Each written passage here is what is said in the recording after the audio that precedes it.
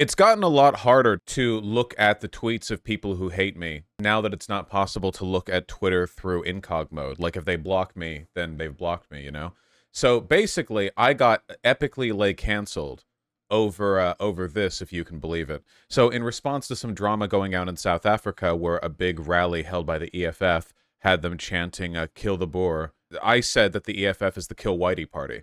And I'm correct, obviously. I'm completely correct. But people freaked out over this.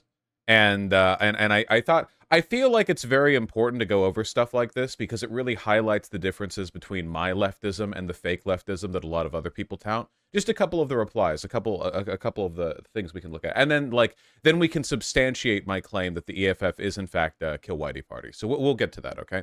Yeah, by the way, guys, I don't know what curse I received, but Professor Flowers to hear, it seems like a significant portion of my career has to be sort of centered around explaining that you can't genocide all white people in South Africa. Like that is like the crux of my content forever.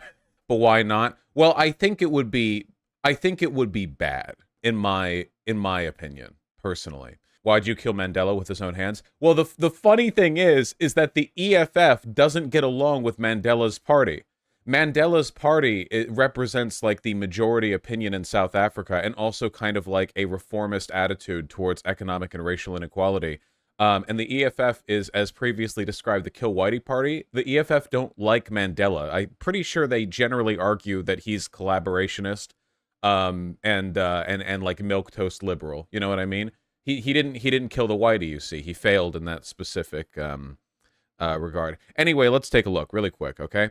So I like the top comment here because I think it's really indicative of where these guys' brains are at. Vaush is definite proof that white people see themselves as managers and supervisors of non-white people. Does he have a dog in this fight? Why should he care about South Africa? But this is what racist white American people do. He can't help himself.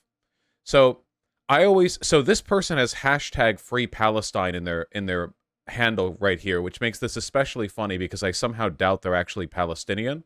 I don't know where they come from on the whole like internationalism thing, but I was under the impression that if we have ethical positions, we should probably try to uphold those like globally and not just go, well, they're not American, so who cares? Which seems like a conservative position. Like, is that a Marxist take? Like, yeah, South Africa, that's not in the good old US of A. Who cares? Like, what are we talking about here?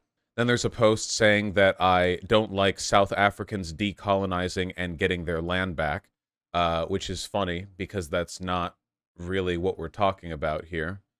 It goes on like this for a while. Vaush makes me sick. The singing of the song Dubul Ipunu, Kill the Boer, Kill the Farmer, was not hate speech, said this judge. Unsurprising opinion from the land back is white genocide guy. Of course, I've never actually said land back is white genocide, but they like to say that I say that. Oh wait, and then there was the quote tweet, and people get upset when I say Vaush is far right. Okay, so the problem here is that, like, you know how a lot of white people in America who are like far right or Nazis, like Lauren Southern or whatever, pretend that white farmers in South Africa are experiencing a genocide? To be clear, they're not. There are a lot of murders that take place in South Africa because the country is, let's be fair here, kind of a shithole, though less so than a lot of its neighbors. It's rough down there. But most of those murders are in cities between the majority residents of the country against other majority residents of the country, i.e. black on black violence. White farmers are disproportionately not targeted. Not only is there not a genocide going on against white farmers in South Africa, white people in South Africa have a level of disproportionate wealth that would make white people in America blush. Seriously, in terms of like, okay, when apartheid ended, just to be clear, all the shit the white people owned did not magically get redistributed. A lot of those families kept it, you know?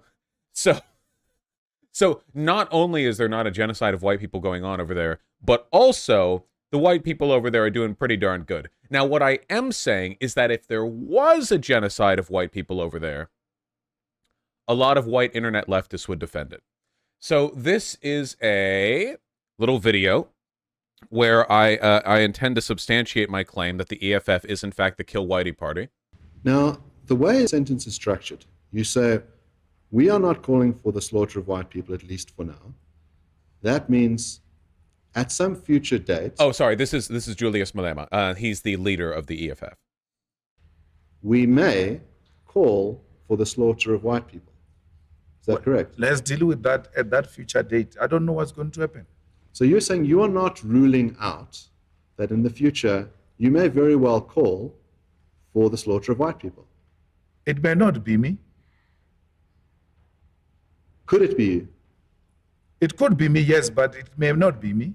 Yeah, so it could be you. You could, at some future date, call for the slaughter of white people. What will necessitate that? You tell me. I don't know. Why would I do that? You've said you could do it in the future. Is that correct? I can't guarantee. Do you notice in his language we're actually hearing the same types of rhetoric that we see in neo-Nazis here in the United States? Where they'll go like, well, I'm not saying that, but like maybe in the future people will. Well, what would the people have to do to like justify those calls for violence? You know? Oh, well, I'm not saying I'll say. I'm just saying like people might say it. Yeah, it's literally Pepe posting. Yeah. Guarantee that I can't do it. It is literally the same as the Professor Flowers argument. So maybe like, well, the funny thing is this happened after the conversation with Professor Flowers. So I think what happened was Julius Malema watched the Professor Flowers debate. It was inspired by her rhetoric. That's my belief. Do it. So right now, so I'm not ruling out that possibility. If I asked you to pledge to say, I will never call for the slaughter of white people, would you make that pledge? I will do it with ease. Make that pledge. Why would I do that? I'm asking you to make that pledge. You said I will do it. I won't do it. Make the pledge. I won't do it. You won't do it? Yes. I understand. So Julius Malema is his main like body politic, the main thing that he represents and stands for is hatred of white people. If you are a black South African, there are legitimate socioeconomic reasons to not like white people. Some stuff's happened in the country. I'll let you know. Some wacky stuff. However, you know, I don't think that makes it good politics to do genocide, in my opinion. That's just my leftist opinion, that genocide is not the answer. So Julius Malema has been doing this for years, and he's been subject to a number of political and legal challenges for this rhetoric. There have been times where his language has been found to be hate speech, if I recall correctly, and there have been times when it hasn't been. You saw in one of those Twitter posts a reference to a time that the singing of the song Kill the Boer, I think that's how it's pronounced, it might be Boer, I don't actually know, was not found to be hate speech. You know, they go back and forth on this. It's basically like a free speech argument, right? But in this testimony right here, sorry, I didn't mean to play the audio again. It's pretty clear whether or not the song itself is a call for genocide, he is okay with advocating for genocide. Like, he is saying, you know, regardless of the content of the song itself, we may call for the killing of all white people in the future, and I'm not going to take that off the table. So it's pretty unambiguous, right? The song Kill the Boer, however I pronounce it, you know what I'm talking about, okay? I believe Boer is a reference to a specific ethnic group of Dutch descendants, and the name of the ethnic group originally was like Burger or something. Like the Dutch burgers came over 5 million years ago, and the Boers is just like the new modern term for that. Most people use the term Afrikaner, which generally means like the primary ethnic group of white South Africans, which are Dutch in descendant, though there are some British people, Rhodesia, it's complicated. But oftentimes, as I understand it, when they say kill the Boer probably is farmer. Yeah, it's the ethnic group that is associated with the white farmers, but they're not all white farmers. You understand? Like, it's larger than that. I think the number of Boers in the South Africa are technically like 1.5 million, whereas the number of Afrikaners altogether are something in the ballpark of 5 or 6 million. But here's the thing, they're often used interchangeably. You understand what I mean? So like, when you're saying kill the Boer, kill the Afrikaner, whatever, there's a huge like overlap in what these terms are used as like colloquially. You understand what I mean? Obviously, being the fact that the EFF is the Kill Whitey party, it's not like they're that concerned with like hyper specificity. It's not like they're like, yeah, we want to kill off this specific Dutch group of descendants, but we don't want to kill off like this other Dutch adjacent group. Yeah, like obviously there's a ton of overlap there, which is why, you know, he's not saying, oh, I'm not calling for the death of white people, I'm calling for the death of Boers. Like, no, it means white people, right? Yes, the British fought against the Boers. And as I learned earlier today over Twitter, the British actually put some of the Boers in concentration camps in that conflict. So a lot of wacky stuff going on down there. Wacky stuff. You know, it's a whole thing with Rhodesia. Just we can't do the whole bit right now. Yes, my great grandmother was held in one. Jesus. So why go over this? Well, one, I'm being canceled for it. Vaush is far right for not thinking that the genocide of white people is good. Man, if that ever actually did happen in South Africa, I gotta say, it's pretty disheartening to know that the Western left would jump on top of it. Like, the EFF is not a leftist party.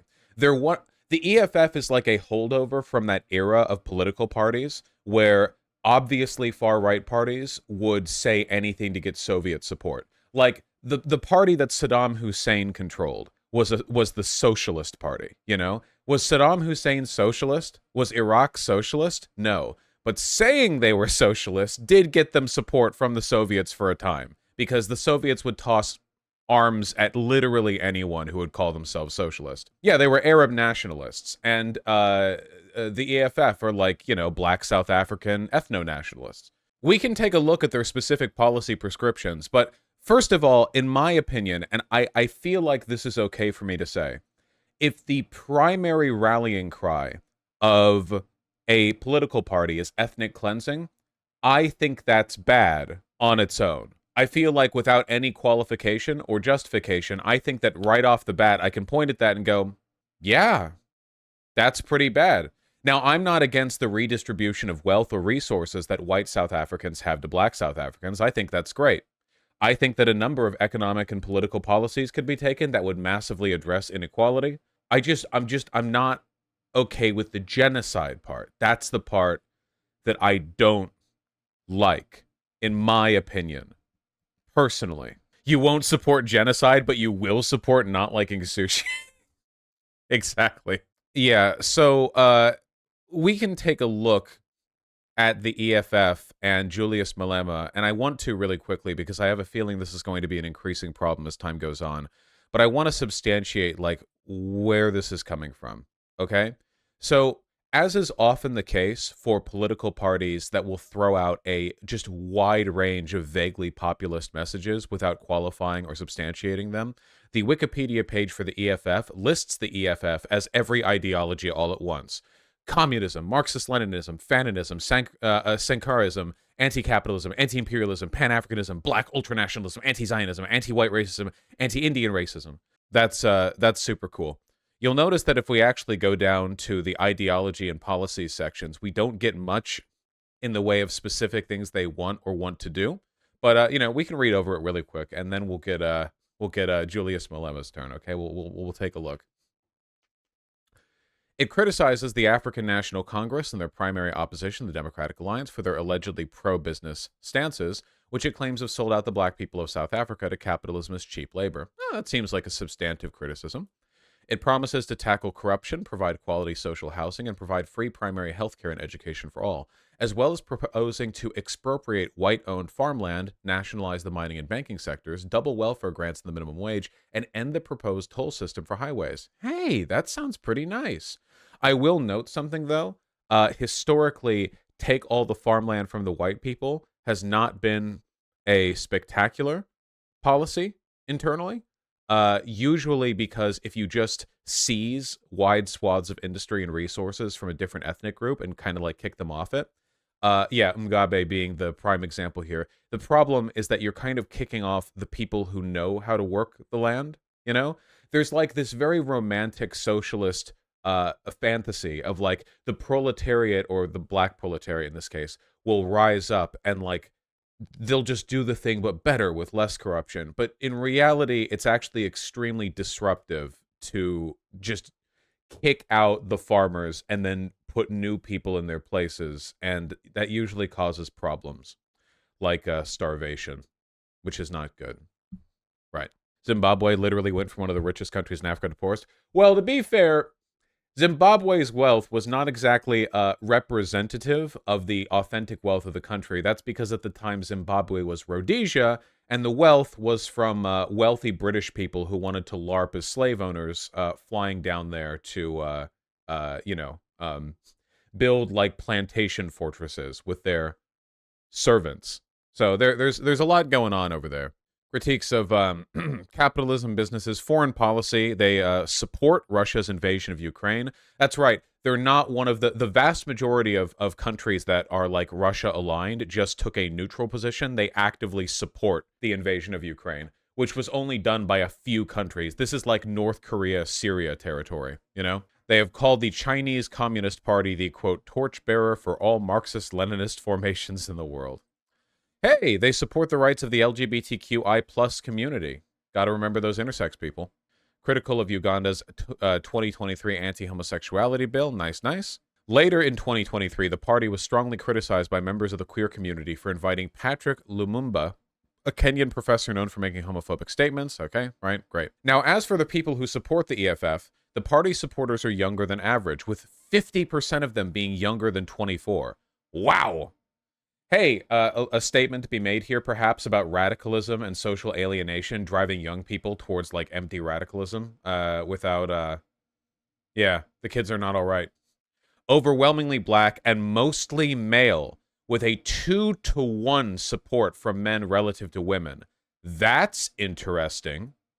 That's, like, weird, right? Like, the Republican Party is pretty anti-woman, and what are they, like, 64? Not even 60, they're, like, 58-42? I don't know the exact proportion for the Republican Party. Pretty wild, though. Predominantly male. Imagine the 1% whites supporting going to an EFF meeting. I saw a picture of them. EFF, wait, hold on. Whites for EFF. I saw them in a t-shirt. Yeah! This is like blacks for Trump, but worse, because Trump doesn't literally go on stage and scream, kill the black people, you know? All right?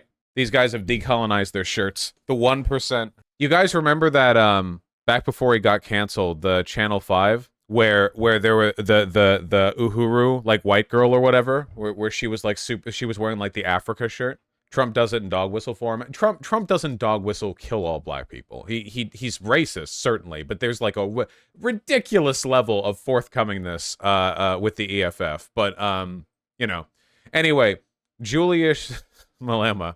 So let's take a look at this guy directly. So this guy is much more storied than the party he represents, and that's because I could be wrong on this, and maybe people in chat will disagree with me. But my impression is that the EFF is the Julius Malema party.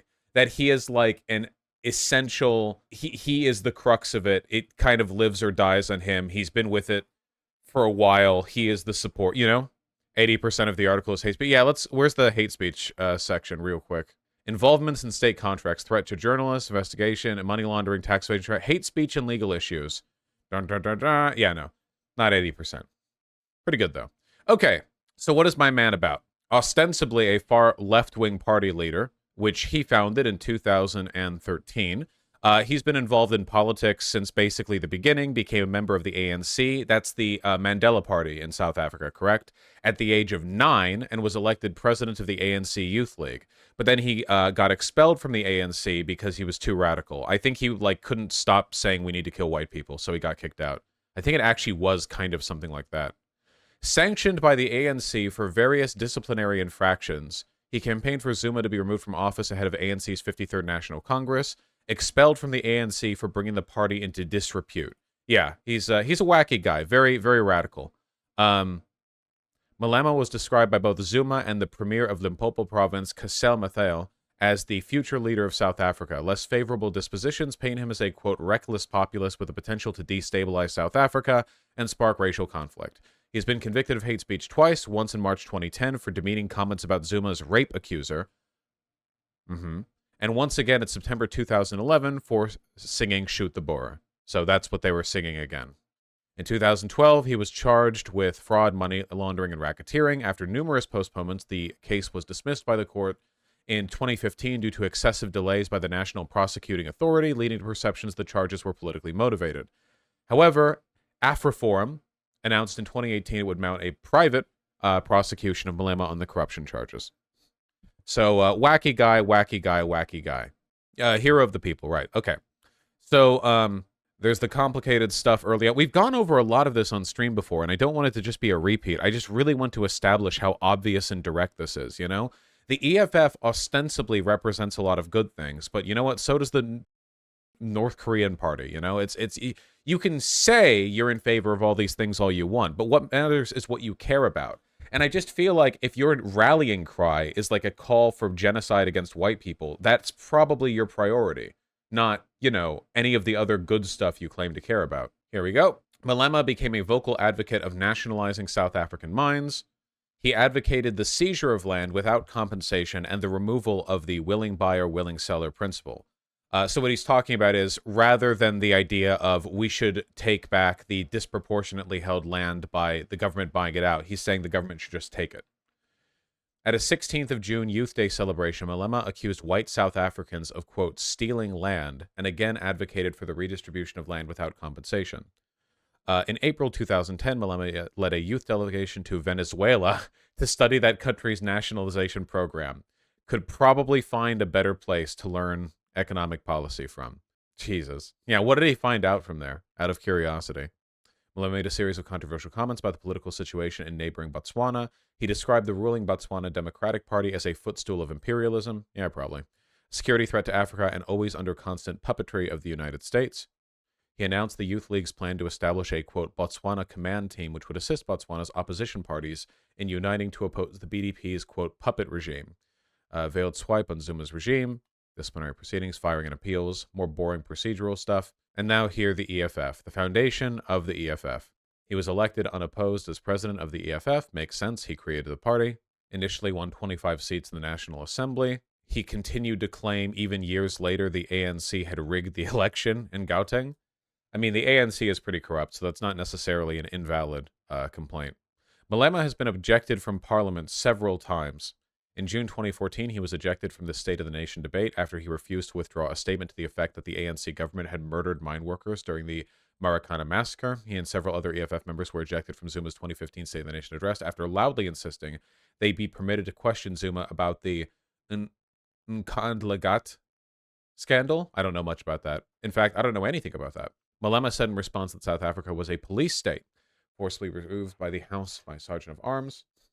Vaush, but what's wrong with not compensating land seizures? I would consider deportations genocide, but that's something else. It's bad policy for the most part when you have the ability to do it through compensation. Because if you're literally just stealing shit, like what he's essentially saying is that like wealthy white people are open to having shit stolen from them without compensation.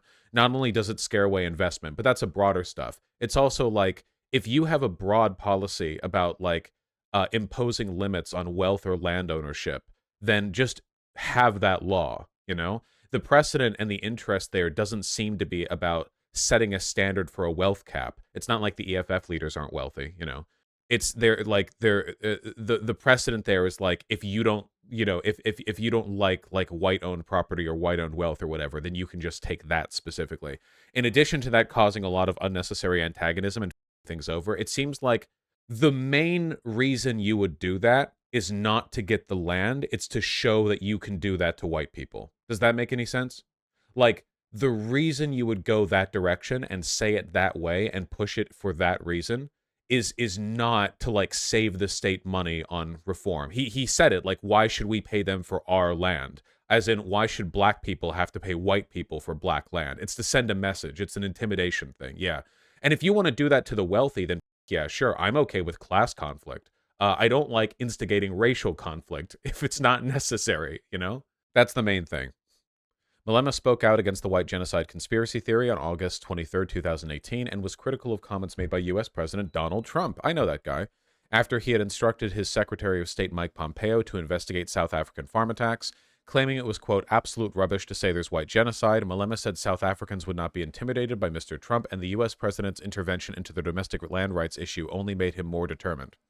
At a media briefing at EFF headquarters on the same day, Malema stated there is actually black genocide in the U.S. They are killing black people in the U.S.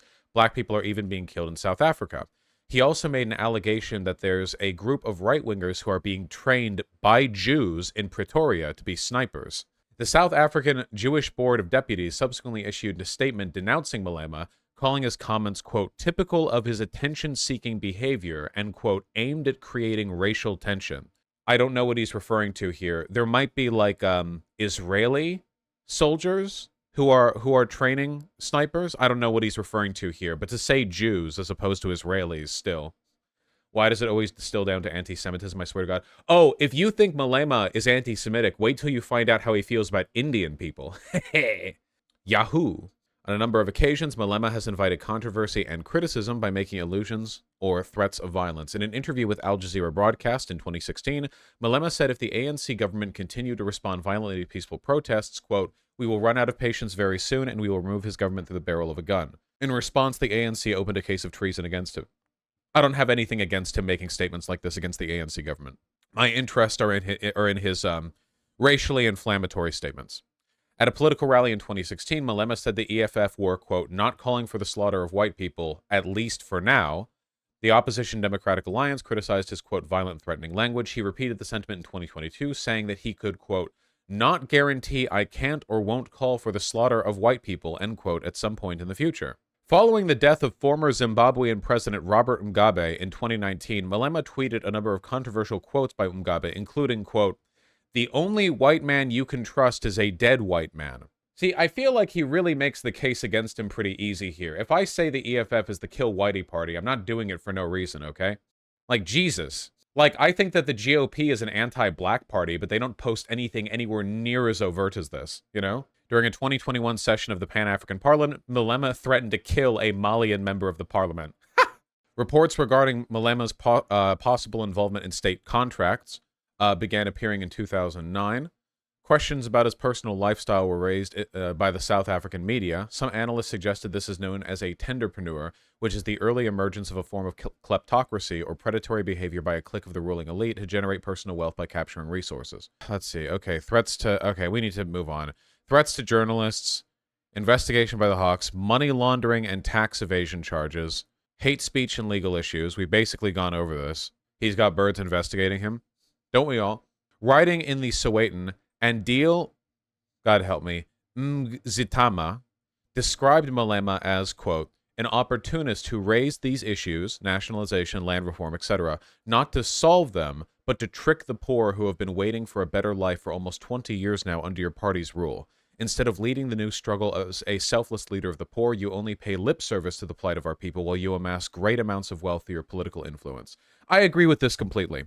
I think that he's like Mugabe, or at least like Mugabe turned out to be. I think that he is an empty-headed, well, I shouldn't say empty-headed, he's quite smart. He's very smart. I'm saying he's an empty, in principle, provocateur and populist whose main belief is that he should be in power. And he will do this by exploiting racial tension, by being deliberately inflammatory and controversial, and by LARPing as an economic populist, when in reality, again, his only real desire is to be a demagogue. Yeah. It's remember, guys, Mugabe was initially, at least from the outside, appeared to be like a legitimate, charismatic leader of the people, you know? And then, the moment it was possible for him to be one, he clamped down, he became an authoritarian, he became insanely paranoid, killed the people near him who he felt threatened his power, and just, yeah, it's something you have to watch out for. But I feel like time and time again, leftists, being morons, Western leftists, will soy face the nanosecond they see anyone wearing a beret, and they'll be like, oh, dude, this is it, this is the guy, he's gonna bring communism to South Africa. But the same thing happens every time, man. Every single time the same thing happens. If you have no discerning standards for your leftist leaders, then they're all going to be grifters who profit and gain power through being able to gesture at these ideas. So anyway, yeah, basically the only thing that I'm really trying to get at through this is that I'm wrong, and so wait, no, not that I'm wrong, that everyone but me is wrong. There we go, got it. I don't think there's an actual threat of people in South Africa voting the EFF into majority power. Most people here think the EFF are nutcases. Haven't they been gaining? I like how in this category of anti-Indian racism in Africa, one of the sections is literally just Julius Malema. Everything else is a specific incident or event, but then there's a section for the EFF and Julius Malema. They're that committed to being anti-Indian. We didn't even go over that, man. I'm pretty sure the EFF has been gaining prominence. Yeah, they won like 11% of the national vote in 2019, and the ANC still won the majority, and the DA, which I think is like the white boys' party, if I remember correctly, 20%. I mean, they're growing in prominence, but they're disproportionately loud for sure. 44 seats out of 400 in the National Assembly. I just don't think we should be celebrating leaders whose main rallying cry and animating political force seems to be racial genocide. I just don't think that's good, personally. In my opinion, the ECOWAS ultimatum expires today. We'll see how it goes. And Mandela's party is ruling the country like shit, so there's no actual good solution here. Yeah, okay, I agree that South Africa is in quite a bind politically, but that's exactly where people like Julius like thrive the most, right? Hey, man, the establishment's not doing well. Like the needs of the proletariat are being ignored. Why don't you side up with my party, where we all go to rallies and scream about killing white people? Because that'll definitely solve South Africa's problems. It's funny people get mad when you call the EFF the Kill Whitey Party, since when you point that out, since when you point out they want to kill white people, they're usually like based. Yeah, because they Pepe post. They literally do Pepe posting, man. Like the lefties do it too. They'll be like, you can't call Malema anti-white, and then it's like, okay, here's him saying he's anti-white, and they're like, based. It's like, well, come on, man. Is everything Nick Fuentes now? Like that's just the state politics have to be in. Should we call them black They're black ethno-nationalists. That's it. That's the ideology. All other this is like the case with all forms of bigotry, you know? Racism, transphobia, whatever else. Where like the bigotry subsumes all other politics, you know? That's the reason why ostensibly the EFF is all about all this cool progressive and economic reform, and then what are they screaming at their rallies? Kill white people. Like why? Shouldn't they be saying anything else? Like really, you know, you look at what they claim to care about, and then you look at what actually motivates them, and it's two different worlds, you know? Kill the Boer is a historical anti-apartheid chant, you goober. Okay, Laser is, he literally said, I can't rule out calling for killing white people. Also, yes, it's an anti-apartheid chant that's about killing white people. Like, much in the same way that from the river to the sea, Palestine will be free, is both a call for anti-apartheid in Palestine, but also, let's be real, a lot of Palestinians legitimately would, if they could, kill all the Jews in the region. I mean, maybe some of them would in the whole world. Dog, what? Wait, are you like 5? Do you not know this? Do you not think there are like legitimate anti-Semites in Palestine? There are lots of them. Just in the same way that like in American slaves, like slaves, black slaves that were in America, a lot of them probably also would have been genocidally anti-white if given the power. The minorities want this is not an argument in favor of genocide, you know. You can say, okay, so that was an anti-apartheid chant, or like this was that was the other. But like now that we aren't living in the apartheid days or whatever, now that we don't have literal slavery, we can achieve politics better than what if we just killed all the opposition? Why do you always talk down to chatters? You would too if you were a streamer. It's very important. I know that a lot of Palestinians are anti-Semites, but that slogan from the Palestine to the Sira isn't an explicit call for genocide, lol. The fact that some questionable people use it as much as... No, do you know how language works? There are tons of anti-Semites who use it as a statement that the Jews need to be pushed into the sea. That's not... I'm not making that up. I'm not saying it's like instantly bad if you say the phrase or whatever. But that is absolutely how it's used in a lot of cases. This isn't an argument against Palestinian people or Palestinian rights or an end to apartheid being caused by Israel. But that's definitely how it's used. And there have been plenty of South Africans, both in the apartheid days and today, when they scream, kill the Boer, who mean just kill whitey, right? Like, of course, obviously, like, why wouldn't there be racial animus there? Do you know what white people did to South Africa? Of course there's racial animus there. But let's not pretend that it's not saying that. When Julius is like literally being questioned, like, will you call for the killing of white people in the future? He was like, I don't know, maybe, I don't know. You know, like, let's not pretend this is not what it is, right? It being a historical anti-apartheid call doesn't mean that they also probably didn't want to kill white people then. I'm glad they didn't. Their anti-apartheid claims were justified. But if then, now that apartheid's done, they're like, okay, well, here's our like crazy populist quote-unquote far left leader, and he's like leading a rally of 80,000 people screaming kill whitey or whatever, then yeah, that's bad. It's not complicated. Sometimes I feel like I'm taking crazy pills over here, you know? I feel like I'm like working back from first principles, like as a leftist, we shouldn't do racial genocide. And I feel like I have to jump through hoops to arrive at this conclusion, you know? Like, It's also just bad optics. Yeah, not even to speak of the fact that you give so much ammunition to white supremacists when like people on the left are pretending that like dude, you people who are like this made Elon Musk right about something. Elon Musk said that it was anti-white hatred on Twitter. You guys made him correct. Why would you do that? Elon Musk has been wrong about everything he's ever said. Why would you give him for the first time in his life a single thing to be correct on? That sucks, you know? It's like how Zionists are actually a bad thing, or Zionism is I'm so Zionism's a bad thing, but anti-Semites use it as a stand-in for the Jews. Yeah, it's like, yeah, it's exactly like that, right? Like, you can say, you know, I think Zionism is bad, while acknowledging that Nazis will say the same thing and use it as a you know, an anti-Semitic dog whistle.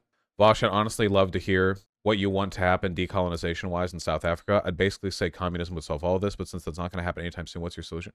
Not just doing genocide. That's it. Like, I have a very low bar here. If you want to do like massive wealth reappropriation or like economically populist programs, or you want to like do like forced integration where you're trying to like get like white resources and make them accessible to people from all over the country, there's like a million things you can do. There's one thing you can't do, and it's kill all the white people, and that's what Julius wants to do. You know, it's I'm striking one thing off the table, and he's over there like being interrogated by a judge, and he's like, I can't strike that one thing off the table, man. I don't know. Maybe in the future. I don't know, man. That's it. That's the only thing that I don't want to happen.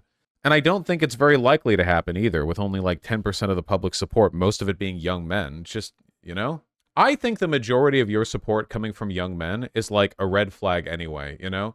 It's kind of like how the brown shirts were all young men. The like animating force of your party being a bunch of like discontented, angry young guys or whatever. It was like it's like alarm bells, you know what I mean? It's like a strong indicator. Vaush, isn't the majority of your audience young men? Mm-hmm. How do we get to the idea that some genocides are okay? I think normally when the subject comes up, people immediately go stuff like, you know, I bet Vaush would have opposed the Haitian Revolution or whatever. I think a lot of leftists, honest to God, are just fascists and will deliberately twist the meaning of words and reinterpret history in whatever way allows them to arrive at the emotional catharsis they look to get from their politics, you know? The process of actually making life better for people and understanding that that is like a slow and deliberate and frustrating thing, like, I don't think they have the stomach for that. So I think what they want is big wins that they can feel good about, and the big win has to be very emotionally cathartic, because otherwise it's not a big win, and the greatest emotional catharsis can only come through really overt, over-the-top shit, like a black guy in South Africa takes power and screams he's going to kill all the white people so people can go like, based, and like, whether or not it improves anyone's lives is completely immaterial to them. It's not, like, they're not operating from the same ethical framework. Yeah, probably not good. Okay. Can you look at Emilio Gentile's definition of fascism? Why? Fascism as political religion. Words? I can't read words. This is a whole goddamn essay. Whatever it says, I agree with it. Or maybe I don't. I don't know. Like when all the Taliban had to go back to office life and wanted to die. Why exactly do South Africans hate Indians? Didn't Gandhi fight against apartheid? Because they're racist ethno-nationalist reactionaries. Indians aren't black South Africans, so they don't like them. It's literally that. If the EFF would oppose any wave of immigration to South Africa that was not like black African at the very least, and there are quite a few groups of black Africans who they would not get along with, because Africa is the most ethnically diverse continent on Earth. Malema apologized for those comments against Indians. No, you can apologize for whatever you want. Also, it's not just him, right? Like, this is like an ongoing problem.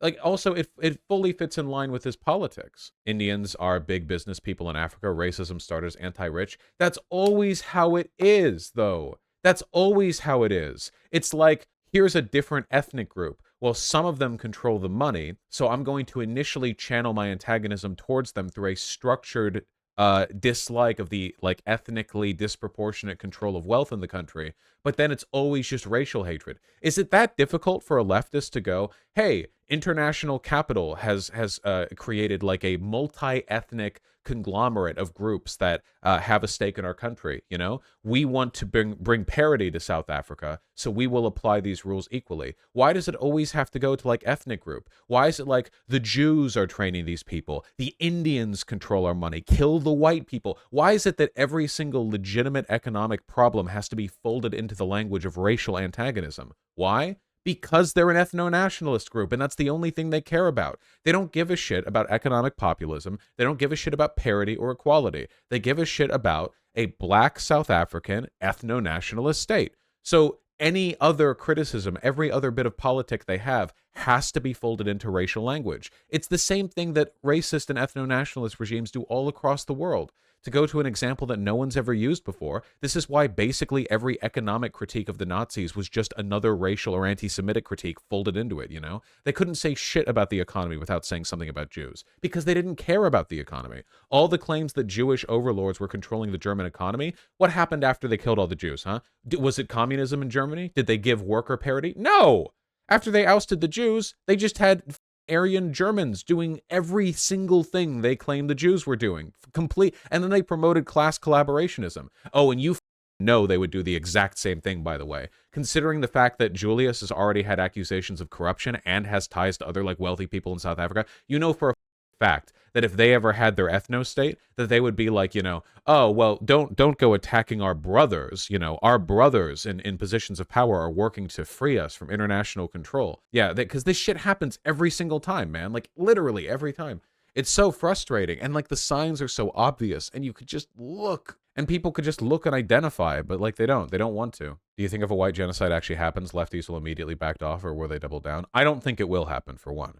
For two, if it does happen, there will be plenty of internet leftists who will be agreeing. It'll basically be like the Russian invasion of Ukraine, where they'll be like, well, I don't agree with the killing of white people. However, you can't deny they brought it on themselves with years and years of these like these aggressions or whatever. And it will be yet another horseshoe moment because all like there will be like two sides to this, right? Because there will be the far right who aligns with like the Russian global politic, where they'll be like, you know, yeah, South Africa, BRICS, ousting the white colonizer. And then there will be the far right in America who will be like, oh, they're killing white people. So I think like it's kind of weird because like I think that if anything would be a schism for the right, because there are the people on the right who are white supremacists first, and there are the people on the right who are Russia simps first. And there would be kind of like you know, there'd be like a schism there, or maybe they would find a way to resolve the schism. It's not like they have real like political beliefs or whatever. Wait, Vaush, you familiar with the actions taken against the Indian population in Uganda when Idi Amin was in power? After the government took control of their businesses, the businesses were just handed out to Amin's cronies, and the country's economy failed. I know a bit about it, not all, but what does that have to do with the South Africa situation? Like that's international. Like you know, you mean like this is what happens when you do like ethnic targeting? I mean, we can talk about the white farmers being ousted in like Zimbabwe, right? As a general rule, it's just bad politics to yeet entire racial groups. I'm sorry, it's not good. It's not a good idea, you know? It's no matter how oppressed or not oppressed they are. Like it's just not a good idea. On yet another like of Mugabe's wacky ideas. Didn't this lead to like a food crisis? Or am I thinking of a different country? In the 2000s, when there was a surge of violence against Zimbabwe's dwindling white community, and the main targets of this violence are Zimbabwe's white farmers. In 18th of September 2010, droves of white people were chased away. Instances in Mount Pleasant, white families were subjected to a torrent of abuse by suspected ZANU-PF supporters, Professor Flower supporters, holy shit, it's all coming together, who drove them away and shouted racial slurs. There were many illegal seizures of white-owned farmland by the government and supporters. By March 2000, little land had been redistributed as per the land reform laws that were passed in 1979, when the Lancaster House Agreement between Britain and Zimbabwe pledged to initiate a fair distribution of land between the white minority, which governed Zimbabwe from 1890 to 1979, and the black population. However, at this stage, his name is Mugabe, not Ungabe. I said Mugabe, like don't they say Mugabe? Like but they don't say Mugabe. I've never heard anyone say Mugabe. It's Mugabe. Zimbabwe had produced over 2 million tons of maize in 2000. By 2008, this has declined to approximately 450,000. Holy shit. Less than a quarter? That's probably not good. I've heard scores of people say Mugabe. Really? It might be because the main person I've heard say the name over and over again has been Alice Caldwell Kelly, who's British. So maybe it's like a British pronunciation, Mugabe, or maybe not. Anyway, the lesson we've learned today is that in Africa and in the rest of the world, racial antagonism is not a substitute for good policy. Let's move on.